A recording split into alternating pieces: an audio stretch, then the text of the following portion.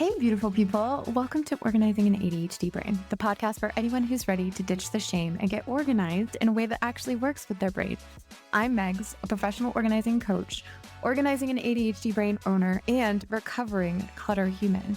While I work primarily with women, this space is for anyone who wants practical tools, mindset shifts, and a new way to look at time, stuff, and self-worth. If you've ever felt overwhelmed, scattered, or stuck in a cycle of starting and stopping, you're not alone. And you're in the right place. Let's build a life that feels calm, doable, and aligned, one mindful move at a time. Hey, beautiful people. Welcome back to another episode of Organizing an ADHD Brain. This week, I'm really excited to wish you a happy Pride Month, which I haven't done yet. Oh my goodness. And also introduce you to my digital sidekick, Amanda Guadalupi. And she is absolutely incredible. We have a very lighthearted conversation in the podcast this week. But I also know that a lot of you listening might be thinking about how heavy the world feels right now. No matter where you are, where you live, what you're feeling, what your beliefs are, we are getting inundated with information and stuff being thrown at us at such a rapid speed, it's hard to even begin to process it or double check it or find a resource that backs up how to understand this in a way that makes sense or how we can keep our families safe in a world that is constantly changing. With leadership, let's be honest, that isn't very reassuring on a regular basis. One thing I talk about here, but we don't talk about a lot with ADHD, is how emotions run rampant when it comes to the way that our brain works. Things often become hard because there's a lot of emotions that come up when we're transitioning from one thing to another and handling everything that's happening in our lives, or sometimes even the lack of emotion until something triggers us. So I invite you this week to take a step back and ask yourself, how am I doing? How am I actually doing? So how are you? Seriously, how are you doing? Are you okay? And it's okay to not be okay. I just want you to know that you're not alone, no matter how you're feeling. And it's okay to not be okay one moment and to also be smiling, laughing in the next. Because no matter how crazy, no matter how much our world is changing on a regular basis, it's very important that we hold our heads high and we continue to speak up and we continue to hold our communities together. Our friends, the people who build us up, people who light us up, because it's through that positive energy that will help us keep going. And yes, we will cry. There will be days that are so much harder than others, and we'll also find ways to lift each other up. That's important too. With that said, I really hope you enjoy this episode today. Amanda and I hilariously find out that we're the same age in this episode, and also how tall we are. So many unique, fun things. We also talk about just getting started. Like, what does it mean to get started? There's so many people that I speak to that don't know where to start. I am going to do another episode on some really great ideas on how to get started with ADHD when it comes to not only my advice as a coach, but how I do it myself. One of the things that I encourage you to do is ask yourself how you are. And if you're tired, if you're overwhelmed, take the rest you need so much. With that said, here's Amanda. Welcome back to Organizing an ADHD Brain. I am so excited to introduce you to my friend and digital sidekick, Amanda. Welcome to the show, Amanda. Hello. Thank you for having me. I'm super excited to just be a part of it. I love what you do, and I happen to know a lot about what you do because Amanda has been helping me in the business for months now. I think we met last November, October-ish. I think so. It was cool because I had started my business a year earlier and I was at my wit's end, as they say, and didn't know, what I needed to do next. I just knew I needed help. And so I had been talking about just obviously running the business on the podcast. And then I posted on LinkedIn that I was looking for an assistant, someone to support me. And lo and behold, you found me. But tell me a little bit about your journey and how you found me, because I just love the story. It's just so fun in how our worlds collided and it all worked out. Yeah, I totally agree. I was more newly diagnosed this year. I think it was like the fall leading up to meeting you. And so I was trying to absorb as much content as I could and just finding podcasts that felt aligned with where I was at. And I really started listening to some of your episodes and just really enjoyed your guests, really enjoyed your tone and just how you spoke about something that could just seem so easy. But as we know, I think it's really difficult when you have ADHD, but just you had such a self-acceptance energy to the whole idea of organizing. And it was so much more than just a space. And I was like, I need this podcast. And so I just started listening through. And I think you had someone on who had maybe a virtual assistant or something like that. And then found you on LinkedIn and saw that you had actually made a post about it. And at the time, I was really only working with a couple of people. I was mostly full-time stay-at-home mom, but I was ready to take the next step or go back to a 9-to-5. It was one or the other.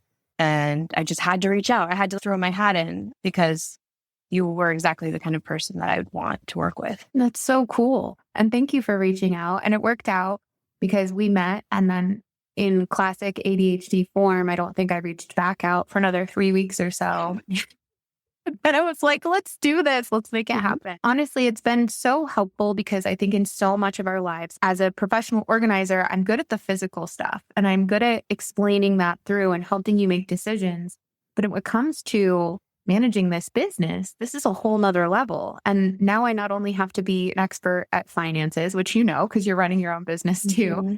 You have to be an expert marketer, and then you have to be an expert at customer service and speaking to people. And there's so much that goes into it. And hiring you has been one of the best things I could have ever done for myself because you've removed some of the barriers to getting stuff done and helped me with your expertise and some of the things that I'm just not an expert at, which has been fascinating. So tell us a little bit about your business. What do you do and how do you show up in this world? Yeah, my business, Mind Your Queer Business, was born a really just such a raw, weird time in my life of being a new parent and newly diagnosed and just had a lot of personal intersecting big catalysts happening.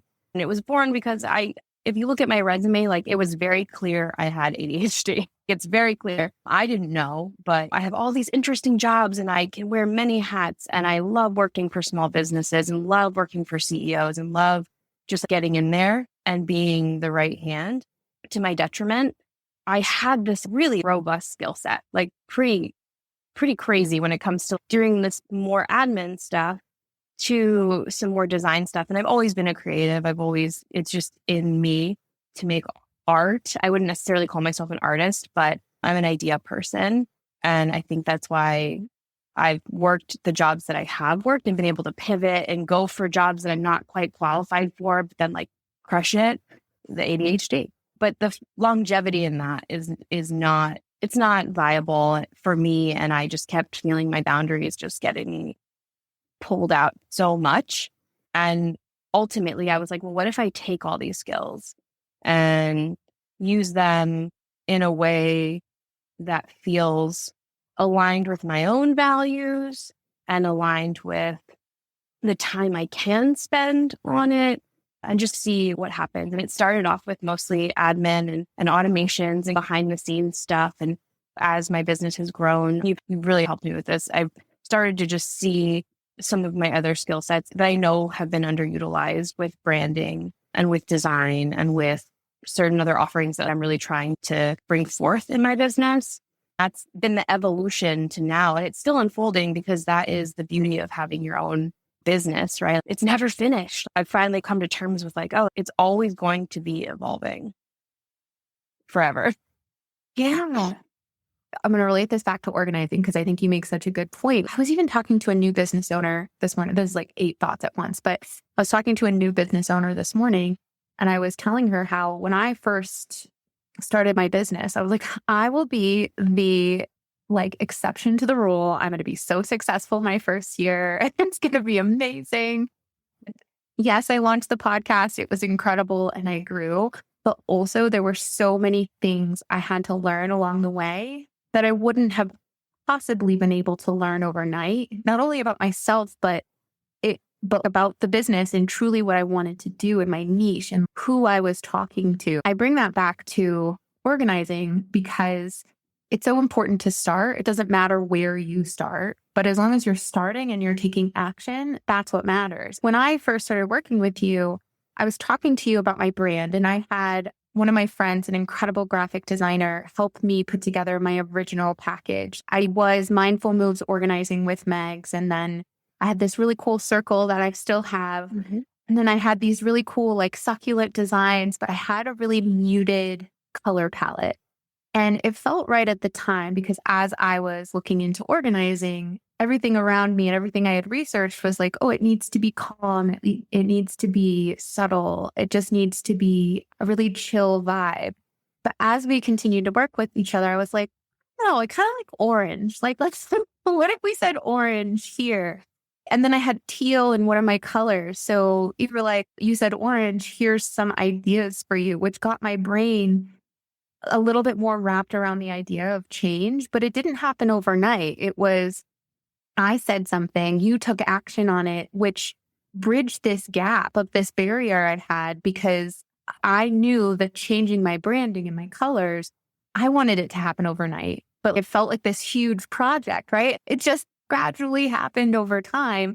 And now I am just organizing an ADHD brain. There's teal and there's orange and there's pinks and it's bright and it makes my brain happy.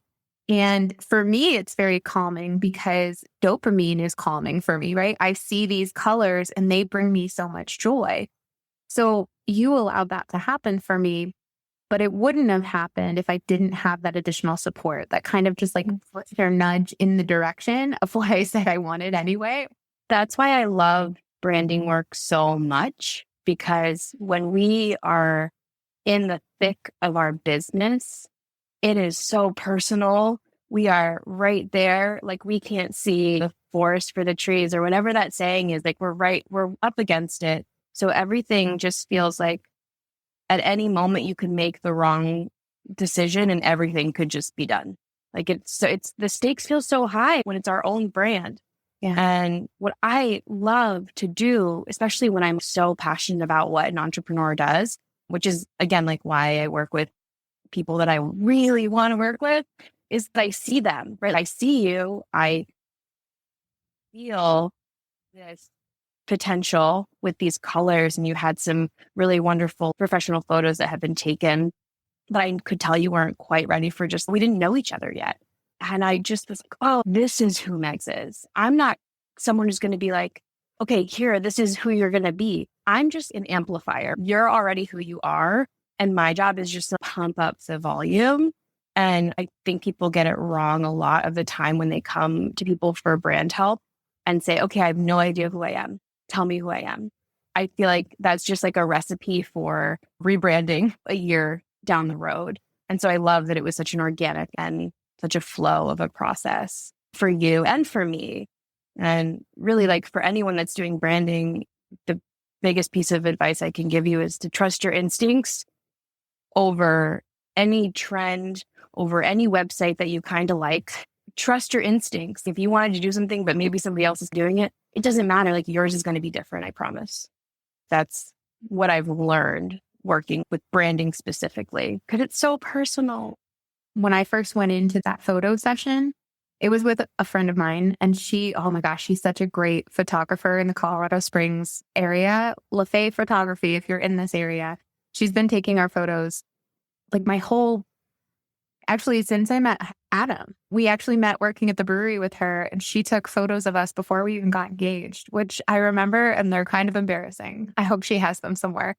But I went into this session and she's like, oh, what are your brand colors? And I was like, I don't know what you're saying.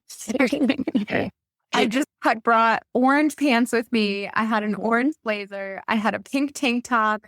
And she's like, wow, these are some bright colors. And that was exactly who I was. But of course, I chose these other muted tones because I think I was trying to fit in to something that I thought I was supposed to be.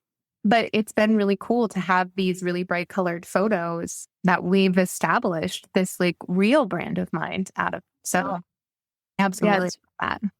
And I think the tips that you offer and like how you approach organizing for, neurodiverse people, it is more colorful, right? I feel like I've learned so much about just being at peace with the messy middle, because I'm for sure in the messy middle, which is why I love the benefits of working with you, is that I get to enjoy the community and get to, just be a part of it. Yeah, no, I appreciate you saying that too, because coming back to the journey of building a business, the journey of organizing is the same. There's no sprint that you're trying to reach the end of, right? This is a marathon. And even on that marathon, there's no end point. You're not going to cross the finish line one day and be like, I did it. We're going to be like, and this is how I experienced it. Like earlier this year, even last year, I was like, oh, I have a lot less stuff. I've really come so far. I'm curious, as you started exploring your own ADHD diagnosis and listening to podcasts, what do you think is the most valuable piece of information that you've learned about yourself over this last year or even 6 months that you could share with everyone? I think for me, there was this weird permission that had been gifted to me somehow to just be myself. And there was this moment of realizing when you have ADHD, you're a heavy masker. You have this mask on and you're performing so much of the time. And I was so fused to my face that I didn't even realize I had it on for decades. All of a sudden, you don't have a mask on anymore, but you also have the option to put some different masks on and to really just play around with the different versions of you that show up on any given day. So just being myself, really being myself. And it's crazy that it feels like it's taken me, I'll be 39 in July. And I feel like it's just taken me so long to get to a point where I'm like, oh, I can wear whatever I want. And I can structure this business however I want. And I can decide how much of my inner saboteur I'm going to let in today. I just feel like I have a lot more agency over myself as someone who is more newly diagnosed than I ever did before. That's so cool. We're discovering, because I'm going to be 39 in June. Holy smokes. I literally said to Adam last night, I'm like, we're going to be 40 next year. I don't think I knew we were the same. Are you a Gemini? Yeah. So what are you Pisces? No, Cancer. Cancer. Okay. Yeah, that's crazy. I don't know a ton about the signs, but people send me things about them and I'm like, thank you. Okay. That's so funny that we're the same age. I had no idea. Our version of that, we have to keep it to business, which is also very loosely structured. I don't know how tall you are. I don't know. There's just so many things I don't know about you. So how tall are you? To learn. I'm 5'1". What? Oh yeah, I have a big personality. Yeah, but I'm 5'1.5". I'm 5'7.5". That's so interesting. That is fun to know, because when you do meet people in person and then you're like, whoa, I didn't even realize the height. It doesn't make a difference, obviously, but it is interesting. In my mind, I'm like, well, what if you're 6 foot? It just would be funny. Okay. So in your business, now that you have ADHD, what have you learned about organizing in your own life from being in my world and understanding your brain a little bit more?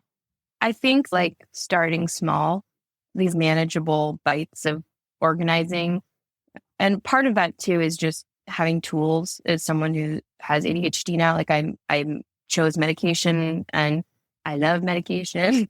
And so I do feel like for the first time ever, I'm able to bite off just enough to really feel like I have accomplished something without just pulling everything out and then just crashing, which is very on brand for me. So I feel like I've learned to just be a little more realistic about what you can do in a day and starting with something small for sure. Yeah, those are the big thing. And putting things where you would look for them. Yeah. That's a big one for me. Clear bins, it would have been so counterintuitive a couple of years ago to put anything in a clear bin, cringe. But now so much of my stuff lives where I can easily see it. If I pull it out, I can 360 view. It's somewhere in this bin. When I first started this journey, I was kind of against labels. I was like, I don't feel like putting a label on everything. We don't need labels. And then after realizing how much inventory we have in our own damn homes, if you don't put a label on it, you're never going to be able to figure out where it goes. Mm-hmm. And it's funny because I had a client, actually, my friend, who's the graphic designer.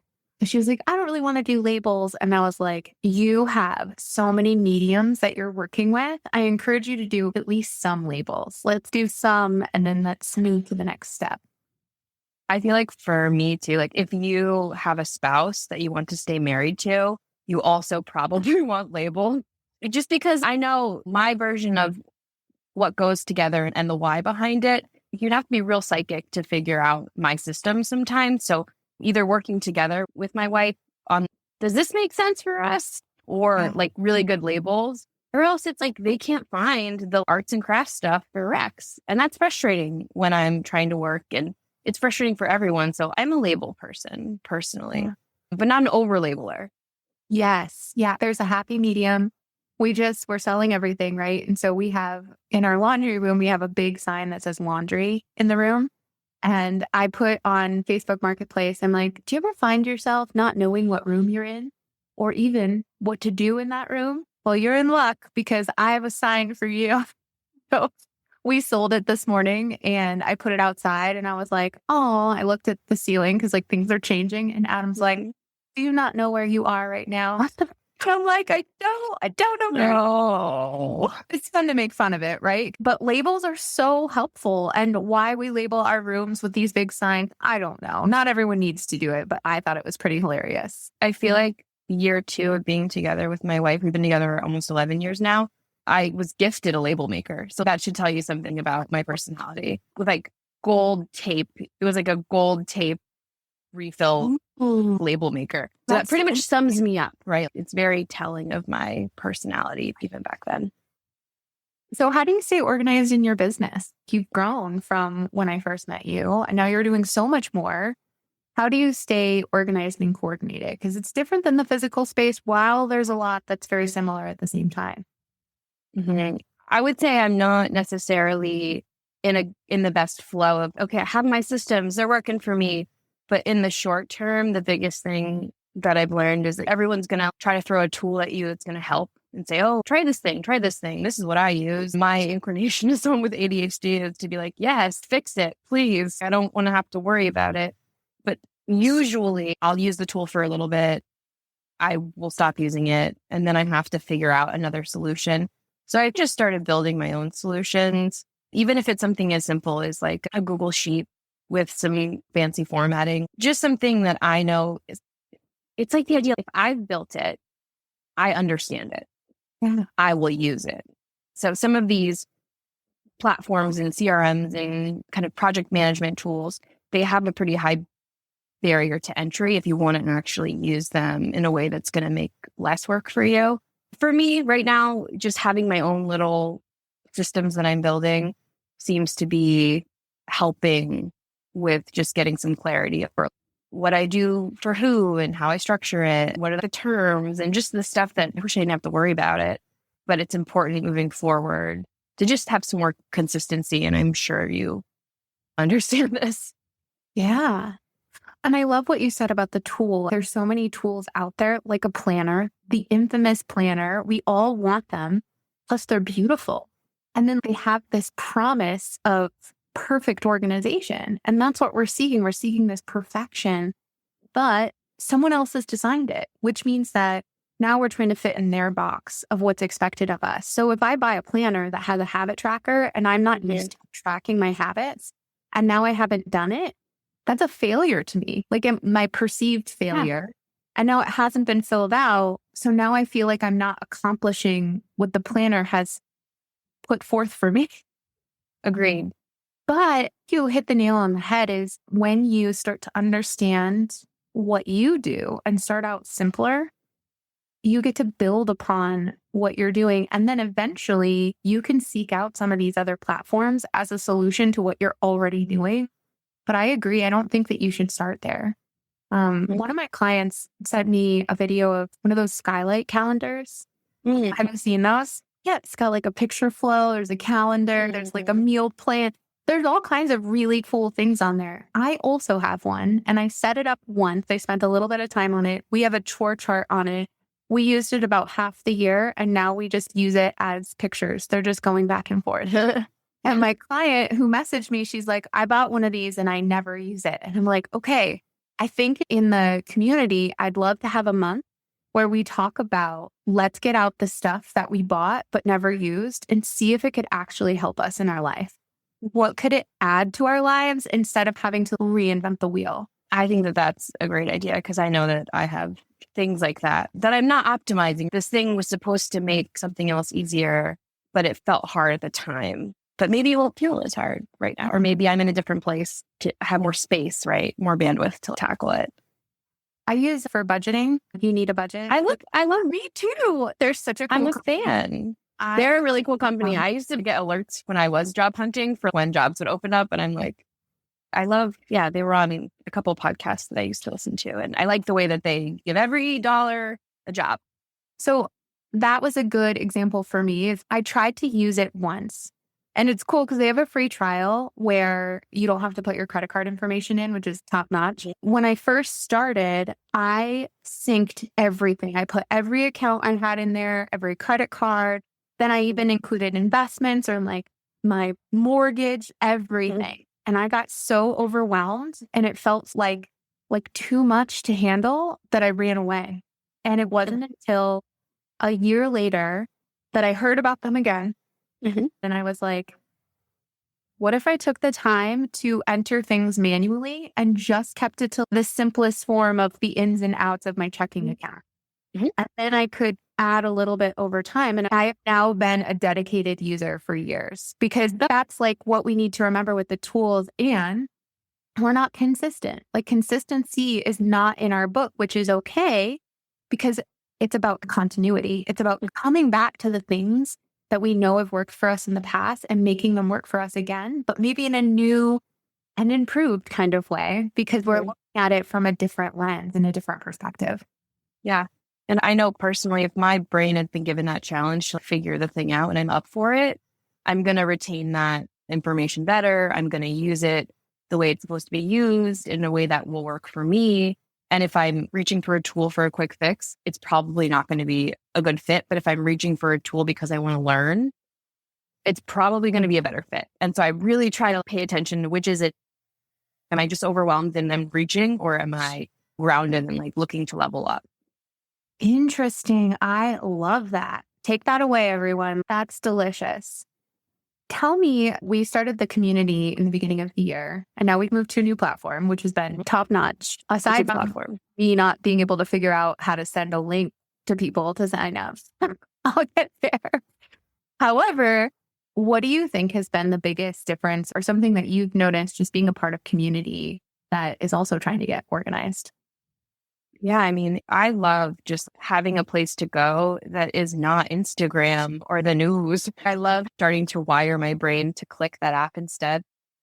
And then I get to just like around energy of like-minded people who are all kind of in their own organizing journey, who all have ADHD. There's this, it's like a quiet support right now because the group's growing. And I still just go there. And sometimes it's, God, I was even rereading people's intros to, I have ADHD. I'm going to forget even the people that are in there. I was just like rereading, learning again about people that are in there because I'm interested in what people are doing and want to be supportive and want to know where people are in their journey. So that engagement is what gets me the most excited.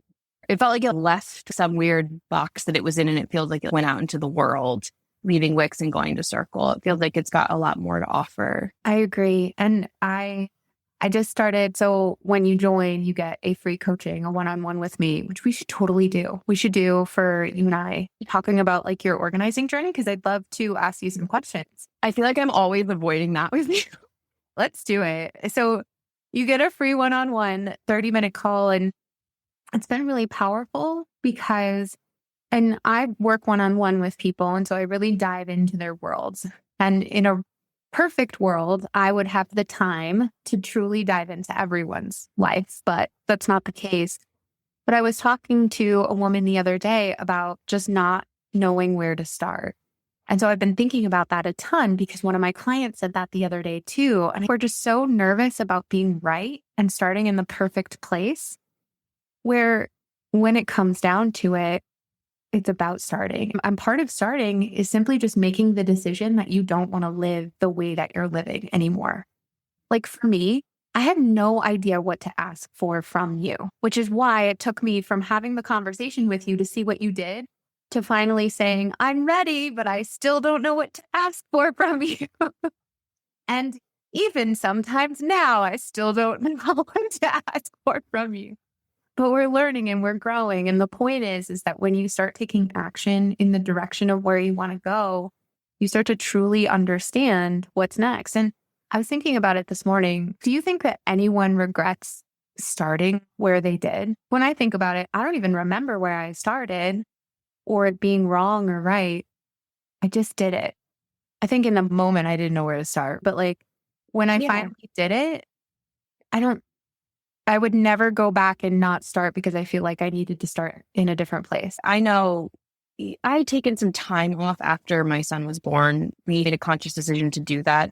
And I knew that I wanted to pick up a little bit of work, but I didn't know how. And I just felt really overwhelmed with it. And some acquaintances of mine that are now really good friends were like, can you help with this? We know that you can do this. Please help. And I don't know if I'm ready to jump back into whatever. And I was so burnt out on whatever was happening years prior.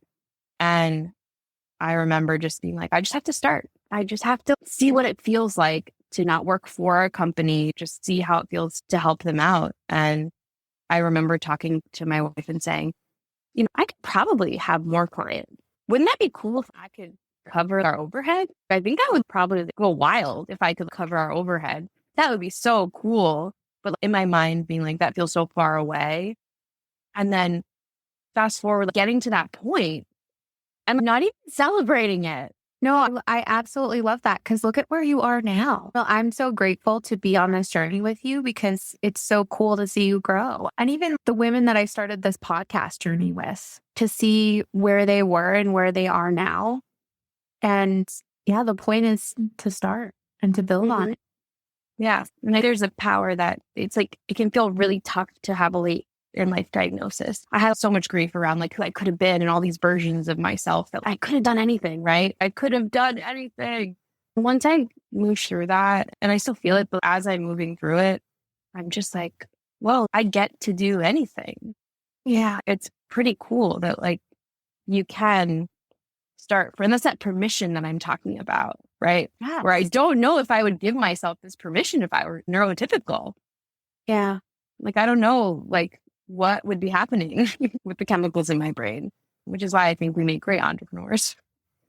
You and I are pretty open about talking about our therapy journey too, is just coping with the growth through a lot of this instead of asking what if, we now say what now, because it is very easy to look back. I actually just recently threw away some of my journals from when I was in high school because I read them, I reflected on it, and I'm like, okay, I think I'm ready to let these go now because it reminded me so much of who I was and how much of that person I'm not anymore.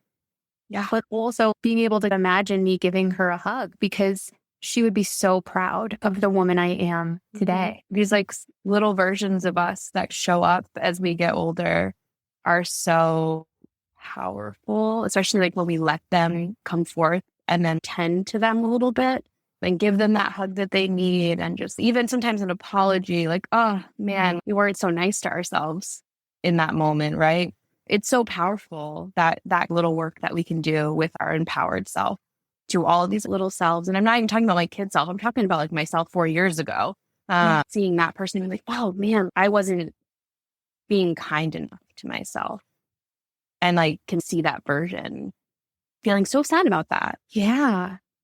I never felt like I was enough. And I constantly, I think what's really powerful for me nowadays is that I was constantly showing up for other people. And I felt like when I let them down or perceived to have let them down and maybe they beat me up because of it, I would try to show up more to reconcile and to do more so that I would get approval. So to show up for myself in this way has been a really powerful transition. I'm still learning. This is a growth journey. And again, I don't think there's an end point, right? Yeah.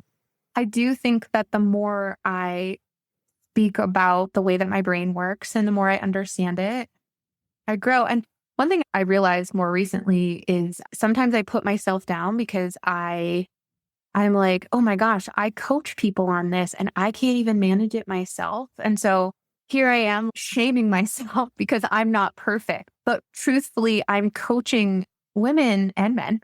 I'm coaching people on accepting themselves for who they are. And then sometimes I'm shaming myself. And so that's something I've actually really come to in the last couple months too and yesterday I to like say it's freaking okay that I also have ADHD and I'm still teaching people how to understand their brains.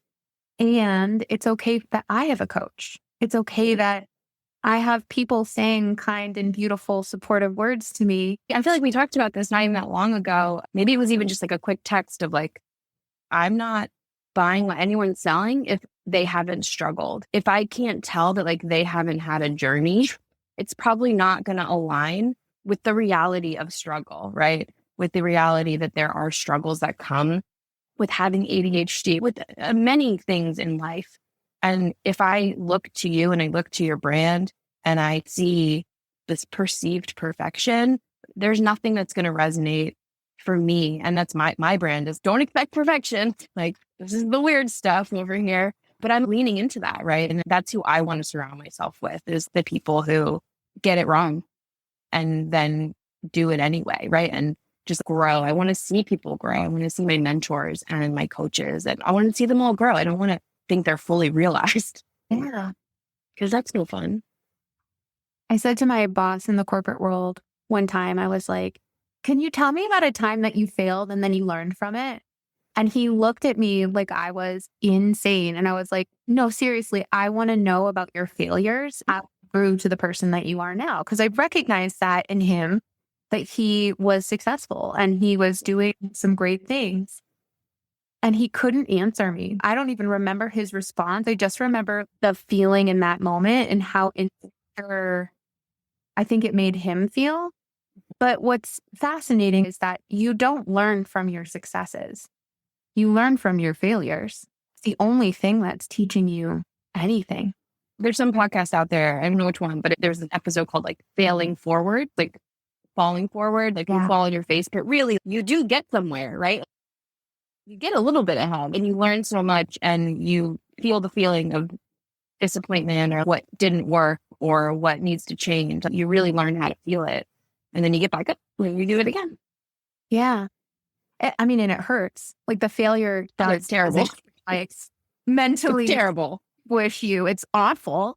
And you grow from it. And I think once you continuously do it, you continue to take action and then you see where you fail and you start to succeed. The mental anguish of it, the hard part of the actual feelings of it, it gets easier, not in that it doesn't feel the same, but you recognize that feeling as growth. You start to look at it and you're like, oh, I'm growing. Maybe a little sarcastically at first, but then you can say, oh, this is only going to last for about a day or two. And then I get to see what's on the other side that I'm growing from and learning from and understanding about myself. But you don't get there unless you start. The action is what gets you to the successes and the failures. So many of us are so nervous about failing that we don't start.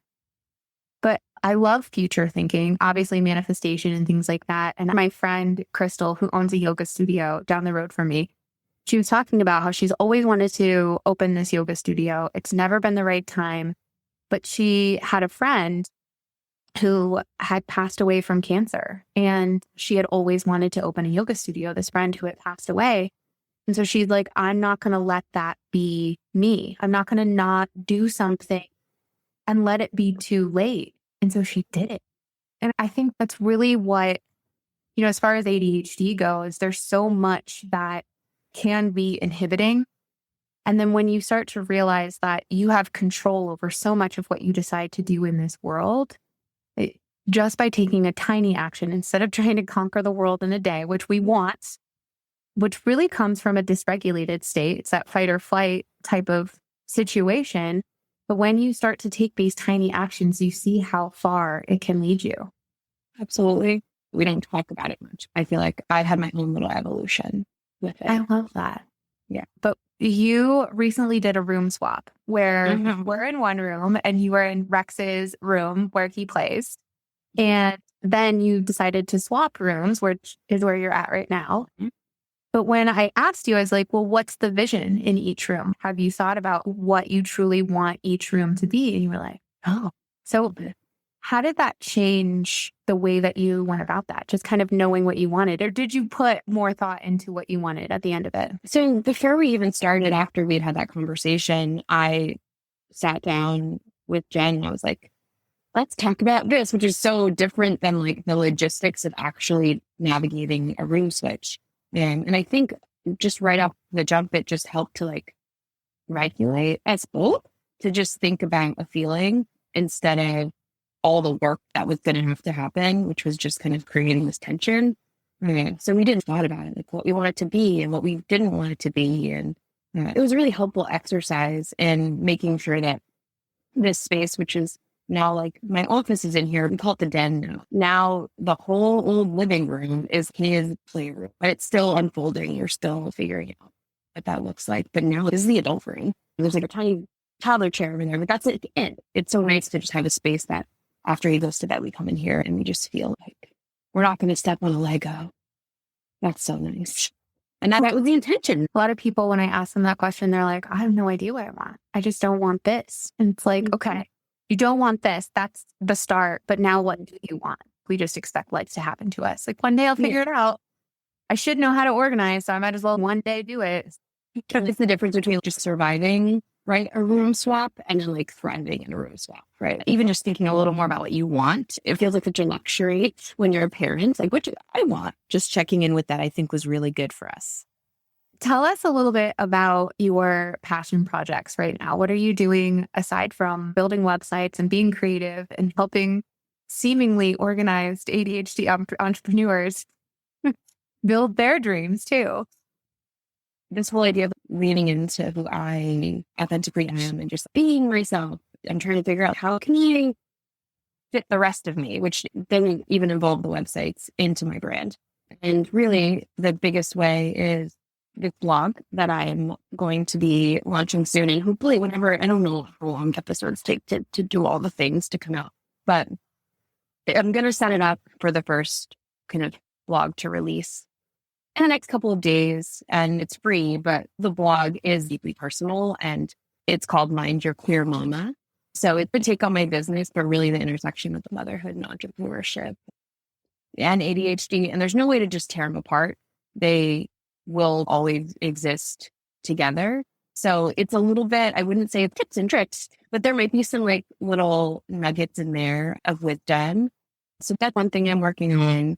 And then I'm also just really trying to expand some of my offerings for, I call them entrepreneurs, for folks who are like maybe right on the edge and aren't ready for a website. They don't even know exactly what they would do, but they know that they're tired of doing the 9-to-5 thing. They wouldn't call it business coaching. It's not that.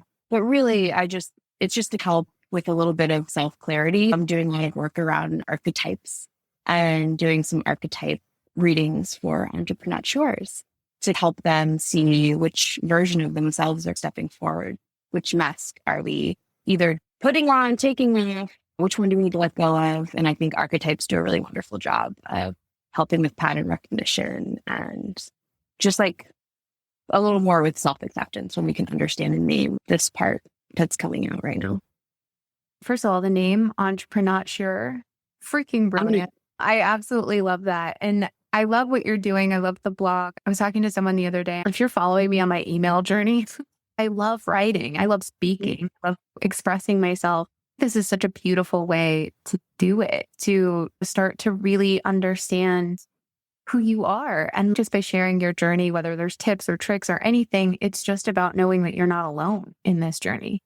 You know, when you and your wife are raising this beautiful, incredible little boy, and you're not only an entrepreneur, but you're an excellent mom. Just the way that you prioritize being there for your son and helping him live his best life and just teaching him. You make these incredible sensory boxes that are like side project. It's so fun. And you have a creative ability in so many other ways than just what you're doing. And I think that's so many of us. We've got these great ideas, but you're taking action on so many of these great ideas. And it's so cool to see you blooming and blossoming into this version of you that is you. It's just you. You're not showing up for anyone else aside from, of course, your wife and Rex, but you're showing up for you and truly being yourself as you promote your business. And I love your business name because you're attracting who you want to work with, but you also work with so many heterosexual Yeah, I clients. feel like most of my clients right now are very heterosexual. It's all about being a really intentional and fierce ally. I work with all kinds of people. Just don't be a jerk. If there's one thing I've never had any shame over, it is being queer. I came out really early. There was no weird, like religion or there was just, I never had anything to lose by being out. Thankfully, it's a privilege to say that. So I'm happy to put it on wearing the name of my business, especially if it deters people from clicking, let's connect. Yeah, it helps, it really does, to just thin things out a little bit. But I work with everybody, just no jerks. Yeah. No hate. No hate. Just like really well-intentioned, aligned folks. I love that. That's really cool. All right. We're going to drop all of your contact information in the show notes below. Is there anything else you'd like to share? It's been such a pleasure and such a journey to just be, I call it, in my business, I call it co-creating. Like when I work with clients, we co-create. It's not like here, let me do this for you. It's always this collaboration and working together. And I do feel like we have a really, really good connection. And it's more rare than you think to find someone who is like that, who can just be genuine. Like, I want you to do well. You think they would just be all around, but it's not. So I appreciate you so much and what you do. And I'm excited to see how things continue to grow. And y'all, if you're not on Circle yet, like if you haven't, find a thing. You got to just try it out and just be part of the little fun party. There's memes. Come to our party. Don't scroll on Instagram. Come do something better. Thanks for joining us. This was such a fun conversation. I love it. I can't wait. Fun. Let people see what we do. We do this every week. We just sit here and we talk about. We usually have some filters on because we have to keep it to business. But this has been so lovely. And I can't wait till you're back on the East Coast. We're going to have a hangout sometime. Absolutely. Yeah, I can't wait. I had so much fun recording this episode with Amanda, and there were a couple of things that I took away that I wanted to share with you. And remember, as any episode goes, taking one thing away is okay. It's okay that you never come back to this episode, even if there was something that you really wanted to hear. You will continue to seek the information that you want, and you'll continue to take away new things. One thing I really loved about her discovery and her ADHD diagnosis was just permission to be herself. That she didn't have to conform to what other people or what she thought other people needed her to be. She was allowed to just show up as herself. And I think a lot of us, if we are people pleasers in any way, are continuing to learn that that is okay. That it's okay to start small. That actually, the smaller you start, the easier it is. The teeny tiniest action in the direction of you being more organized is huge. That can be as simple as going to your spice cabinet and throwing out an old spice that is expired. And what a great excuse to get one thing out of the spice cupboard. We also had a really awesome conversation about tools. And this month in the membership, we're talking about tools, and it has been so fun. So first, I want to highlight what Amanda said. She talks about how when she's seeking a tool for a quick fix, it's not going to work. But when she's seeking a tool to learn, that's when she knows it's going to be a good fit. Part of this is we're looking for something to do in the moment, and it's like that dopamine hit, that impulsivity that comes up. That's often something that correlates with ADHD. But on the other side, if we're making a conscious decision on what we want to do next and we know it's going to fit into our lives and we're looking to learn more, that's where we know it's going to help us. And then this month, because we've been working on this in the community and I'm cleaning out everything, I found my old Fitbit and I decided to charge it up. And I put it on my wrist. I didn't like the way that it felt. So I switched it to the other side because that's what my husband suggested. And then I watched a video on how to use it and I was wearing it wrong. So now I've been using it for weeks because I watched a video on how to use it.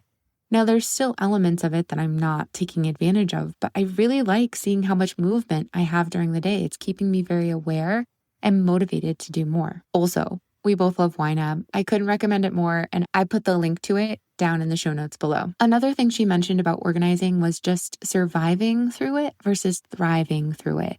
And there are a lot of differences that come up when it comes to organizing.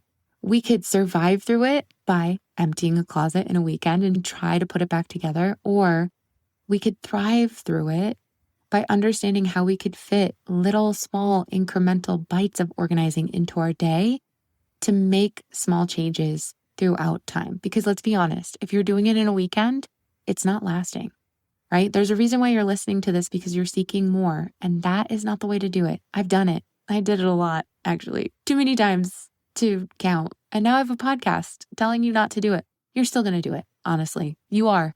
But the more you do that, but then also start to do these little bite-sized incremental organizing things, you'll start to realize how beneficial it is to do smaller things. This month in the community, like I said, we're talking about tools. Next month, we are talking about digital file clean out.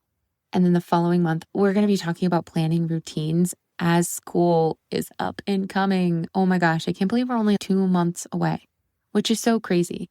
On June 25th, 12 p.m. Mountain Standard Time or 2 p.m. Eastern Time, I'm going to be giving a presentation on tools that come back from the graveyard and why we handle tools the way that we do, some different perspectives on things, and kind of just revisiting some of the tools that you've used before and if they really have fit into your life or why they didn't.